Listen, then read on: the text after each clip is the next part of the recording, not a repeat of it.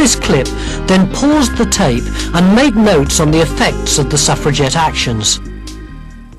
By 1914, suffragist organisations had over 100,000 members. But their peaceful approach made little headway against the male power structures of Edwardian Britain. And so, from 1903, Emmeline Pankhurst and her daughters set up a rival, more radical organisation, the Women's Social and Political Union. These suffragettes argued, "Don't let's wait to be given the vote. It's ours by right. Let's take it. If that meant breaking the law, so be it." Deeds, not words, is our motto. We want the vote, and we can see this so-called Liberal government is hostile to us getting the vote. So, we must fight this government until they are conquered or driven from office. From 1903 to 1914, the suffragette impact grew. Mass rallies resulted in clashes with the police. Pankhurst and others spent time in Holloway prison. They demanded to be treated as political prisoners. When this was refused, they went on hunger strike. They suffered force feeding. Not surprisingly, on their release, they were treated as heroes.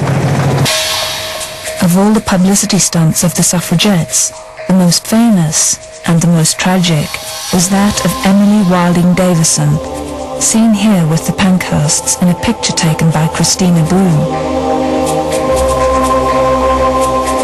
In June 1913, Davison went to Epsom. She mingled with the crowd. She pushed her way to the front as the horses approached. Her plan was to rush onto the course as the King's horse, Amner, approached, thus throwing the derby. A photographer from the Daily Sketch was standing opposite as she made her move. The photograph he took records what happened next. Amner struck her with his chest, and she was knocked over, screaming. Blood rushed from her nose and mouth. The King's horse turned a complete somersault, and the jockey, Herbert Jones, was knocked off and seriously injured. An immense crowd invaded the course. The woman was picked up and placed in a motor car and taken in an ambulance to Epsom Cottage Hospital. Emily Davison died of head injuries 3 days later. The suffragettes organised a spectacular funeral. 2,000 suffragettes escorted her coffin. But the more extreme their tactics, the more they alienated contemporary society. They smashed windows, they bombed politicians' houses, and the public recoiled. Look at this. This is extraordinary.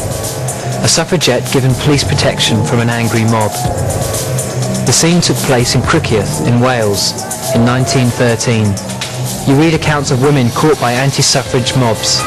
She's in real danger. A group of men fought their way towards us, and they played a kind of rugby football with us, pushing us into the arms of another group, who in turn pushed us on.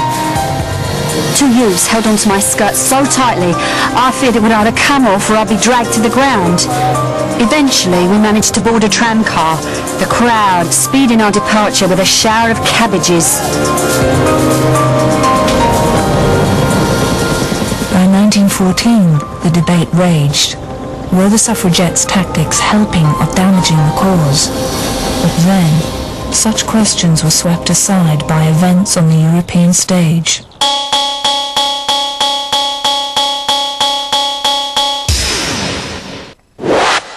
How did you do? You might have noted the following points. The suffragettes became more and more violent. In 1908, they began to throw stones and then went on hunger strike. They began to destroy property, even churches. Their violence began to turn people against them, and the government didn't want to appear to be giving in to terrorists. In 1911, the suffragette campaign became even more violent, and they began to attack property. They burned down the houses of politicians and destroyed churches. You should also know that in 1914 they slashed famous paintings such as the Rokeby Venus. The violence of the suffragettes began to lose them support. It's important to remember that in 1912, the suffragists broke away from them completely. As the suffragettes became more and more violent, the government didn't want to appear to be giving in to women who were behaving like terrorists. So that's the end of the section of the effects of the suffragette actions.